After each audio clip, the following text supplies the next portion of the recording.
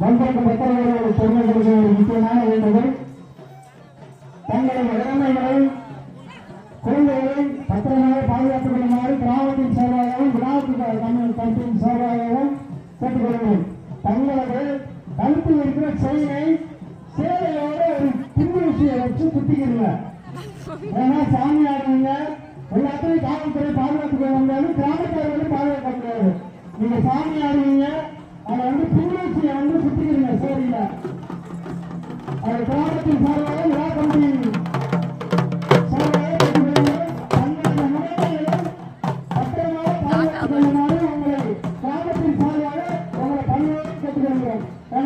ஆடுவீங்க, செய்திகளை பார்க்க மாட்டீங்க, தோலை பார்க்க மாட்டீங்க. தங்களோட நிலைமைகளை நீங்க பாதுகாத்துக் கொள்ளுமாறு. உள்ள யாரும் போகக்கூடாது.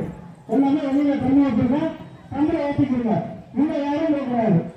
வெளியில தண்ணி இருக்கு, சுத்திட்டு தண்ணியே ஊற்றிங்க. உள்ள போகக்கூடாது. கோயிலுக்குள்ள யாரும் போகக்கூடாது, பால் பண்ண யாரும் போகக்கூடாது.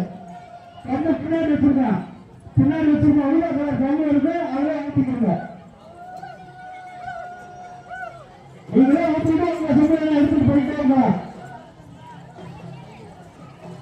மீண்டும் மீண்டும் தெரியப்படுத்திக் கொள்கிறோம். கிராமத்தின் சார்பாகவும் பின்னாடி வச்சிருக்கோம். மீண்டும் மீண்டும் தெரியப்படுத்திக் கொள்கிறோம். தங்களது உடமைகளை குழந்தைகளை பத்திரமாக பாதுகாத்துக் கொள்ளுமாறு உங்களை கிராமத்தின் சார்பாக கேட்டுக் கொள்கிறோம்.